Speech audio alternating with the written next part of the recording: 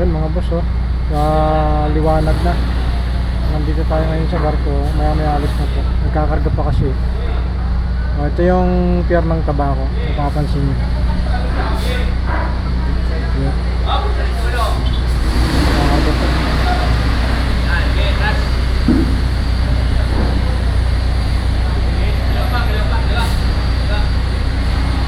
Yan yung pinaka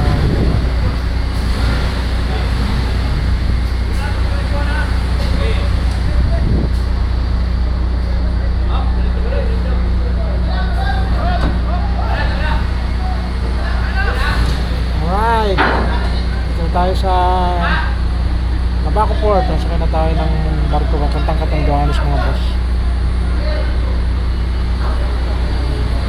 Nakakarga pa sila. Yung motor natin is nandun yung motor natin tatakpan.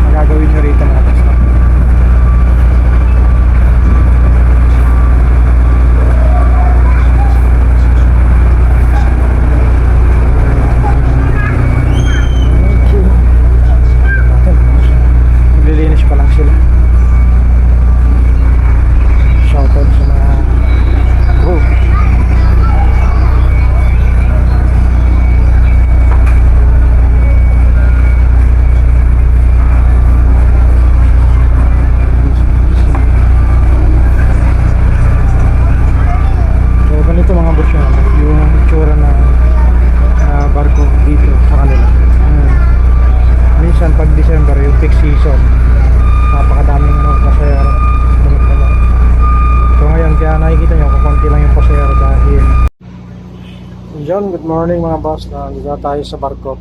Ito yung ating pinagbayaran. Una muna, kukuha kayo ng registration form. No? Pagpupunta kayo rito sa San Andres, bigyan kayo nila ng kukunin ng gwardiya kasi yun kasama yung Ito. Sunod, pupunta kayo ng Coast Guard. Pagkatapos yun ng Coast Guard, ay kailangan nyong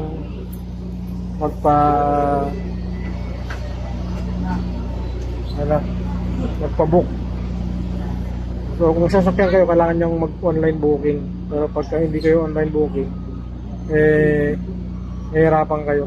Kami kasi, sa atin motor lang, kaya okay lang sa atin. Bibigyan kayo ng ganitong form. Ayan o. Ito kasi yung nandun sa may gate, pagbabayaran mo. Tapos pag nabayaran, ito na ngayon yung pinaka-receiver. Tapos sasama nyo na kung dalawa kayo. Ano ba, ikaw lang mag-isa, isang ticket lang. Kami, palibasa dalawang ticket yung binayaran natin. Ayan, yan yung ano natin. Una, napunta kayo ng registration form. Tapos sunod ay pupunta kayo ng Coast Guard. Pagkatapos ng Coast Guard, ito yung pangatlo, itong Regina Shipping Lines na form, yung bill of loading. Yan, bill of loading. Pagkatapos nyo yan, babayaran nyo yan doon, ay bibigyan na kayo nitong resibo at bayad ticket. Yun po yung proseso. Magagaling nyo sa Coast Guard. Yan. Magagaling pala po muna kayo ng Coast Guard. Tapos, ano yun yun. Nakasakay na tayo. Tapos, hindi lang naman yung pasakaya. Punta na tayo ng San Andres. Calulbon, San Andres. Dalawang barko yung alis. MB daw ng Antonio. Ayun yata yung kabila. Yung alis. Hindi naman siya fixed season, no? It's almost mag-February na. January 31 pa lang. Okay? Bukas February na.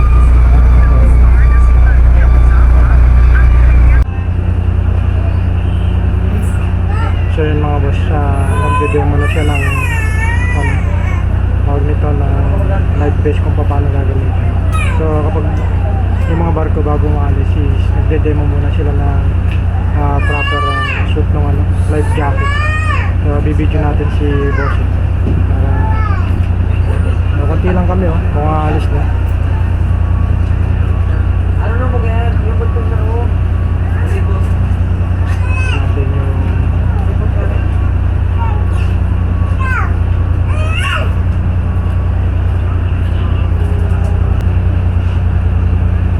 dalawa pala sila. Ito from life jacket.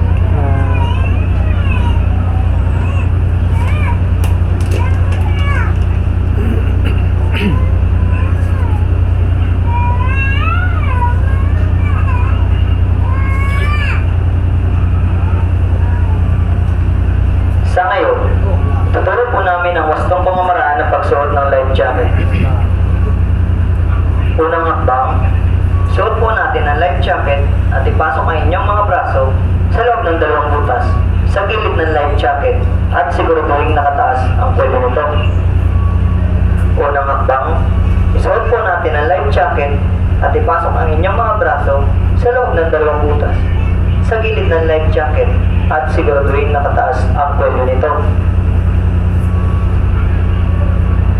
Ikalawang hakbang, hilahin ang tali sa bandang itaas at itali ang sintas nito ng mahigpit. Ikalawang hakbang, hilahin ang tali sa bandang itaas at itali ang sintas nito ng mahigpit. Ikatlong hakbang, hilahin ang tali sa bandang bewang at iikot ito sa ating likuran. Ipasok sa maliit na butas sa harapan at pagbigising ng sintas at itali sa unahan. Huling hakbang, gamitin ang pito para sa pantawag pansin sa mga rescuer o tagapagligtas. Huling hakbang, gamitin ang pito para sa pantawag pansin sa mga rescuer o tagapagligtas. Tamang paraan sa pagtalon sa dagat na suot ng life jacket. Ilagay ang isang kamay sa ilong at ang isang kamay sa balikat. Yakapin ang life jacket na mahigpit na nakaigis sa paa. Ang paa ang una sa pagtalon sa dagat. Ang mga life jacket ay matatagpuan natin sa loob ng akomodasyon at sa mga kabinot. Hintayin lamang ang mga sasabihin ng tripulante ng barko ayon sa utos ng kapitan. Tandaan po lamang natin natin na sa oras ng kagipitan ay huwag pong magpanik. Sa ngalan po ng Maritime Industrial Authority, Philippine Coast Guard, Dana Shipping Lines, at ng MBRE na Kalista 8. Kami po ay nagpapasalamat sa naging bahagi niyo sa araw na ito. Maraming salamat po at maligayang paglagayan.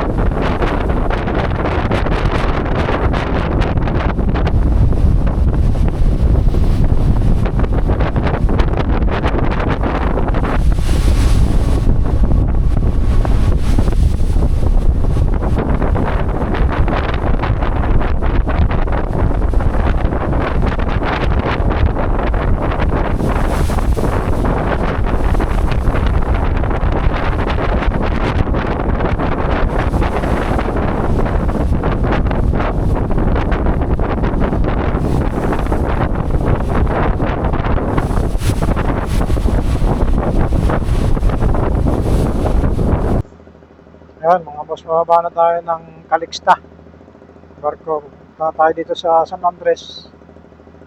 So, dalawa lang yata kaming motor na sumakay dito.